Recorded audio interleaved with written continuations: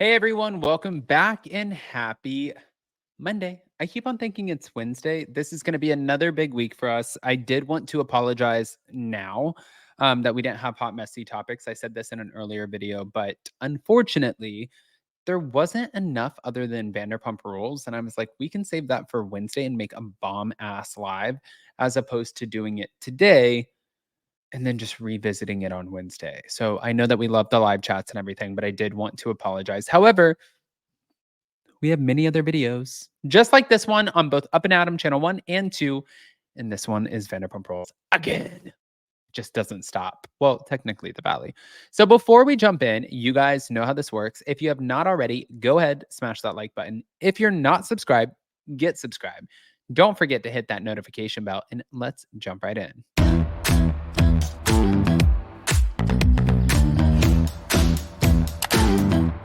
Cause no one can do it like we do it, like we do it, like we do it. Cause no one can do it like we do it, like we do it, like we do it.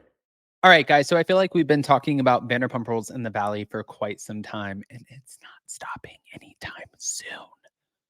Literally. What are we on? Episode 3 of the Valley? I don't even know how many episodes they got. I'm guessing like 10 for a starter season, but it's good. A lot of us slept on the Valley saying, oh, this is going to be done. Even Peter Madrigal, who I said on last Friday's Hot Messy Topics with Kim from Bravo Breaking News, I was like, even Peter was like, oh, well, I don't even understand the premise of it. I think it's a stupid show. And I was like, you're right, Peter. I think it's a stupid show too. And then I watched it and I was like,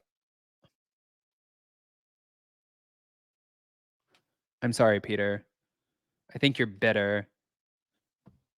And I'm sorry, Janet and Michelle and Nia and Brittany and Kristen and everybody else because it's a really good show.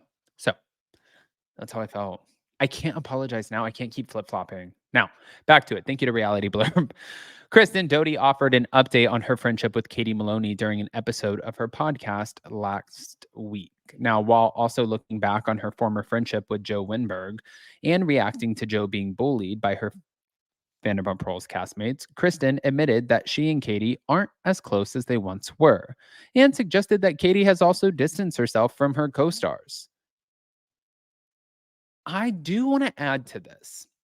I thought it was kind of funny when I saw Katie at the Vanderpump Rules premiere, this past premiere. I think it was in January.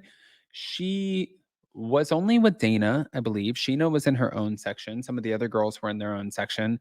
I don't know what the hell happened. But it does seem like, aside from Dana and probably Ariana, she has distanced herself. So, On the March 29th episode of Sex, Love, and What Else Matters, Kristen was heard addressing Katie's tension with Lala Kent. I care about Katie a lot. I'm not friends with Lala. Katie and I will always be like sisters, but we just don't like hang out often. Even though she lives 3 doors down the hall, we just can't get away from each other. Now, according to Kristen, she believes that Katie has grown away from the Vanderpump Rules cast in recent years. I think everyone's growing apart a little bit and growing up, especially Katie. I feel like Katie's finding her footing with different friend groups and isn't necessarily as involved in real life with this group the same way that she used to be. When she was with Tom Schwartz, it was different. So I feel like Katie's really finding her footing outside of the friend group these days. Now, as Katie ventures off, Joe has become a bigger part of the group, which hasn't come as good news to many, including Kristen, who was very good friends with Joe before. And that was before Joe suddenly ghosted her as she started spending time with Tom. We were talking, hanging out, and then all of a sudden I just stopped hearing from her for a while. I was like texting her, DMing her. I'm like, what's going on with you? And she always had some kind of weird excuse, like her storage unit got broken into, and then her house got broken into. And she was really stressed out about this. Then she was out of town, and I'm like, what the fuck is going on with you? I feel confused. If you would have asked me a year and a half ago, do I think Joe is shady? I would have been like, absolutely fucking not. She's chaotic. And I know that bothers a lot of people. It never really bothered me in my friendship with her because I felt like I could handle that. And I guess she makes me look calm. But we both are super ADHD and we speak the same language. And I do feel bad for her in some of the scenes because I know she's not welcomed at a lot of people's houses. Even the guy I dated before Luke, when I lived with him, she was not allowed over there, and she's not allowed at Jack's and Brittany's. She's not allowed at certain people's restaurants. Everyone just has this major thing against her because of when she gets drunk or the way she acts sometimes. It's just not great. But despite Joe's apparent downfalls, Kristen confessed to feeling bad for Joe as she was hassled by some of the Vanderpump Rules cast members, especially when she was covering her ears. Watching this, especially when I saw her panic attack, because I think something that people don't know, as extroverted and chaotic as she does, even having people over her own house, she would have anxiety attacks and she gets social anxiety. So I would imagine I've been in the position where you have all the girls on the show, standing around you talking shit about you. It doesn't feel good. So I did feel bad for her. I do not stand for bullying like that. But with that being said, Kristen hasn't taken too kindly to Joe's efforts to get close to certain people related to the show. She said, "What bothers me about Joe, watching her as a video and her old friends, is like seeing her being like, James, when she knows about my past with James and how much I despise him, that irritates me. How she's like BFFs with like Billy Lee and just trying to be liked by whoever, regardless of the knowledge that she has about some of these people and their character. So that stuff irritates me, which makes me not a huge fan of hers. But as far as bullying her about her hat or her sneakers or her voice, enough is enough." Hmm. I actually think that that was really, I'm going to give this to Kristen. I feel like that was a very mature stance on it.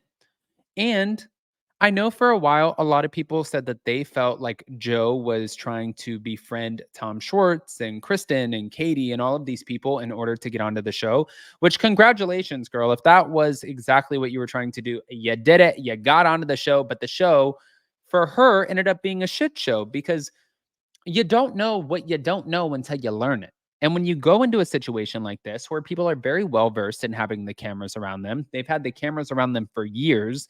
This is like second nature to them. And then you walk in, they're dressed to the nines, they have lights on them, they have producers, they're treated like celebrities. People are taking photos of them. And then they throw you into the mix, and nobody knows who the f- you are except for being called crazy and a crackhead, which is what she has been called, which is awful. Yeah, that would be intimidating. But speaking of intimidating, I want to go over to Miss Lala Kent here for a second because Byway Hello Drama shared this, and I thought this was interesting. So she said, because Lala posted this, Ocean picked out the cutest outfit for baby S, the first outfit we've gotten for the new edition. I'd show you, but then you'd know what I'm having. Hmm. Now, Byway Hello Drama posted this saying the name of Lala's next baby starts with an S. We don't know the gender yet. I saw that Snow was on her list during an Amazon Live, and she said that she wanted an interesting, unique name. Any guesses? C, Sloan, Snow, Sailor, Sawyer, Scout, Sterling, Seven, Silas, Siren, Silver. Some people on TikTok have guessed Shore, Sequoia, Sunny, Storm, Scandival. No. Hmm. Sequoia, either of two huge cone bearing California trees that are related to the bald cypresses and may grow to a height of over 300 feet. As you can see, her hugging a sequoia. And she posted baby names. And she said, I liked Rampage for a boy and call him Ram. No one else was down. LOL. There were a few names I threw around. The blacked out ones are still ones that I'm thinking on still. Snow, Mighty, Lion, I don't know about Top, and Rampage. Okay. Guys, I want to hear what your thoughts are. Pop off in the comment section. If you're not subscribed, get subscribed. Don't forget to hit that notification bell, and we'll see you in just a little bit. Love you guys.